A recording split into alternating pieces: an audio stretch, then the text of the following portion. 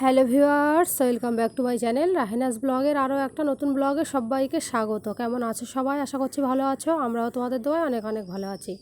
তো ভিডিওর শুরুতে বলে দেবো, চ্যানেলে যারা নতুন অবশ্যই আমার চ্যানেলকে সাবস্ক্রাইব করে নেবে। আর যদি ফেসবুক পেজ থেকে দেখে থাকো, পেজটাকে সবাই ফলো করে পাশে থাকবে।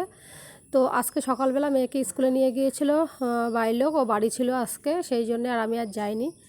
তো আগের দিন এই যে ধনিয়া পাতাগুলো নিয়ে এসলাম, সেটা মগের মধ্যে না পানি ভিজিয়ে দিয়ে রেখে দিয়েছি। পানি দিয়ে এত সুন্দর মনে হচ্ছে না মগের ভেতরে আমি ধনিয়া গাছগুলো বসিয়েছি। তো এই পাশে আমি ওকে খাবার তৈরি করে দিয়েছিলাম, সকালবেলা খেয়ে গেছে। আর আমি এখন ভাতটাও বসিয়ে দিয়েছি, ভাত হয়ে গেছে, উবড়ে দিয়ে দিয়েছি ভাত। আর এই পাশে রান্না হবে মাংস। তার জন্য আমি এখন এই যে আলু, পটল আর টমেটো, পেঁয়াজ সব কিছু কেটে সুন্দর করে গুছিয়ে নিয়েছি। একেবারে রান্নাটাও একসঙ্গে করে নেব। আর এর ভিতরে ভিডিও আপলোড দিয়ে নেবো। আর সকালবেলা বাড়ির লোক বাড়ি চলে এসছে মেয়েকে দিয়ে, তো চা করে নিচ্ছি। আর সকালবেলা চা বিস্কুটই খাবো, আর একটু পরোটা আছে সেটা খাবো। আর সকালবেলা আর বলতে কিছুই খাবো না এই আর এই যে ও সরি, মেয়েকে খাবার তৈরি করে দিয়েছি বলতে, ওই যে আগের দিন ইয়ে ছিল, কেক আনা হয়েছিল, তাই খেয়ে গেছে। সরি, মনে নেই। তো আর এখানে বেগুন ভাজি করব, সেই জন্য বেগুনটাকে একটু তেকোনা মতো করে কেটে আমি নুন, হলুদ আর ঝালের গুঁড়ো আর অল্প একটু চিনি দিয়ে মেখে নিচ্ছি। এইভাবে বেগুন ভাজি করে খেয়ে দেখবে, খুবই সুন্দর লাগে খেতে, জানো তো। তো এই যে বাড়ির লোক টক দই নিয়ে এসে মাংস রান্না হবে, আর পাঁপড়, আর এদিকে জিরে গুঁড়ো ছিল না বাড়িতে, সেই জন্যে। আর এখানে আমি বেগুনটা ভালো করে মাখিয়ে রেখে দেবো, কারণ পানি ছাড়বে, তাহলে আর একটু বেশি ভালো লাগবে, চিনিটা গলে যাবে না, হালকা হালকা ঝাল মিষ্টি লাগে, এত সুন্দর লাগে খেতে। এইভাবে বেগুন ভাজি করে তোমরা খেয়ে দেখো। তোমার চা হয়ে গেছে, চলো খেয়ে নিই। অল্প একটু পরোটা ছিল, তো বাড়ির লোক বলছিলাম তুমি সব নিয়ে নাও, ও বলছে না তুমি একটু নাও, আমি একটু নিই। তো সুন্দর করে মাংসটা লাল লাল করে রান্না করবো। আর আমি যখনই মাংস রান্না করি একদম লাল লাল ঝোল করে মাংস রান্না করি, আমার কাছে না অনেক ভালো লাগে, জানো তো। কষা যখন রান্না করি তখন তো কষা রান্নাই করি, আর যখন ঝোল করি তখন এইভাবেই করি। তো এই পাশে পাঁপড়টাও ভেজে নিচ্ছি। আর চা খাওয়ার পরে পাঁপড় ভাজা হয়ে গেছে, এবার পটল আর আলুটাকে আমি নুন হলুদ দিয়ে অল্প অল্প করে হালকা করে ভেজে নেব। তো আমার না মাংসের ভেতরে পটল আলু দিয়ে রান্না করলে বিশাল পছন্দ। অনেকে জানি না কেমন, তারপরে পেঁপে দিয়ে, চাল কুমড়ো দিয়ে, অনেক কিছু দিয়ে রান্না করলে না, এসবগুলো দিয়ে রান্না করলে মাংস অনেক না ভালো লাগে আমার কাছে। তো পটলটা বেশ ডাসা ডাসা পটল ছিল, ভালো লাগে আমার কাছে। কচি পটল একদম ভালো লাগে না আমার, ডাসা পটল ভালো লাগে খুব। তো নুন হলুদ দিয়ে আলু আর পটলটা কথা বলতে বলতে দেখেছো ভেজে নিয়েছি। আমার ভিডিও ভালো লাগলে অবশ্যই আমার চ্যানেলকে সাবস্ক্রাইব করে নেবে। আর ফেসবুক পেজ থেকে যদি দেখে থাকো, পেজটাকে সবাই ফলো করে পাশে থাকবে। তো এই পাশে আমি এখন তেলটা কমিয়ে নিয়েছি, নিয়ে এখন বেগুনটা ভেজে নেব।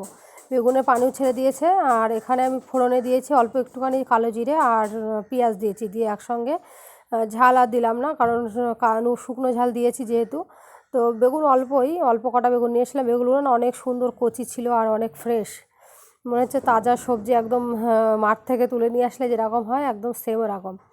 তো যাই হোক, ওইদিকে বেগুন ভাজি হয়ে গেছে আমার। আর এদিকে আমি তেলের উপরে মাংস রান্নার জন্য আদা রসুন পেঁয়াজ, তারপরে কারি পাতা টমেটো একসঙ্গে দিয়ে একটু নুন দিয়ে ভালো করে টমেটোটা গলিয়ে নেব। তারপরে গুঁড়ো মশলা দিয়ে ভালো করে কষিয়ে তেল ছেড়ে আসলে তারপরে মাংসটা, এর আগের দিন রাতে মানে রবিবার দিন বিকালে আনা হয়েছিল, আমি জাল করে রেখে দিয়েছিলাম প্রেশার কুকারে, আবার সকালবেলা একটু জাল করেছি। এটা তো সোমবারের ব্লগ। তো যাই হোক, এখানে মশলা সব দিয়ে নিয়েছি, ধনে জিরে গুঁড়ো, হলুদ গুঁড়ো, আর এদিকে ঝালের গুঁড়ো দিয়ে নিয়েছি, নিয়ে ভালো করে কষিয়ে নেব তেল ছাড়া পর্যন্ত। তো তেল ছেড়ে আসলে তারপরে আমি প্রেশার কুকারে যে মাংসটা সিদ্ধ করে রেখেছি, সিটি দিয়ে রেখেছি, সেটাই দিয়ে ঢেলে দেবো, দিয়ে আরও সুন্দর করে কষাবো। আর যেহেতু টক দই নিয়ে এসছে, টক দই দিয়ে কিন্তু মাংস রান্না করলে অনেক অনেক টেস্ট হয়, জানো তো। তো সেই টক দইটা একটু পরে দেবো, এখন না, আগে মাংসটায় দেখো ঢেলে দিয়েছি, দিয়ে ভালো করে কষিয়ে নেব এই মশলার সাথে, তারপরে আমি টক দই দেবো। তো এদিকে আবার কি করেছি বলো তো, টক দইটাও দিয়েছি, আর ওই প্রেশার কুকারে মাংসের যে পানিটা ছিল সব শুদ্ধ আমি ঢেলে দিয়েছি, একটু বেশি বেশি পানি লাগছে। তো যাই হোক, ভালো করে মাংসটা কষিয়ে একদম করে নেব, পানিটা একদম মেরে নেব, তারপরে পরে গিয়ে ঝোল দেবো। তো দেখেছো আমার রান্না কিন্তু হয়ে গেছে, পুরো ডিটেলস আর দেখালাম না, দেখো অনেক সুন্দর কিন্তু রান্না হয়েছে। তো এর আগে ধনেপাতা, তারপরে তোমার গরম মশলা দিয়ে তুলে নিয়েছি। আর দুপুরের ভাতটাও বেড়ে নিয়েছি, শসা কেটে নিয়েছি এই পাশে, আর স্যালাড না হলে ভালো লাগে না মাংসের সাথে। তো আর এটা বিকালবেলা, ওই যে মেয়ে আর বাইলোক নিয়ে পড়াতে যাচ্ছে, ওই সামনে হেঁটে যাচ্ছে, দেখতে পাচ্ছ না তোমরা, আমি দেখতে পেয়েছি। তো পড়তে নিয়ে যাচ্ছে। এর আগে স্কুল থেকে বাইরে নিয়ে এসে পড়তে যাওয়ার আগে পানি এসেছিলো বৃষ্টি, তো বৃষ্টির ভেতরে আর যাবে কী করে, বৃষ্টিটা থামলে তো একটু লেটই হয়ে গেল। আর আমি এখন এই যে বিকালে গুছিয়ে নিয়েছি, ওকে নেবো, মানে মেয়েকে স্কুল থেকে এই প্রাইভেট থেকে নিয়ে যাব। ওর হচ্ছে প্রজেক্ট করতে দিয়েছে, সেগুলো কিনতে যাব 2 দিন বাদে জানো তো।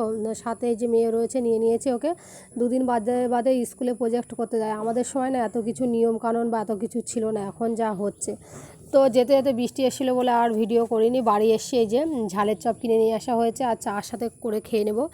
তো সেটা আমি একটু গরম করে নিচ্ছি, ঠান্ডা হয়ে গেছে তো ওই জন্য আর ভালো লাগছে না।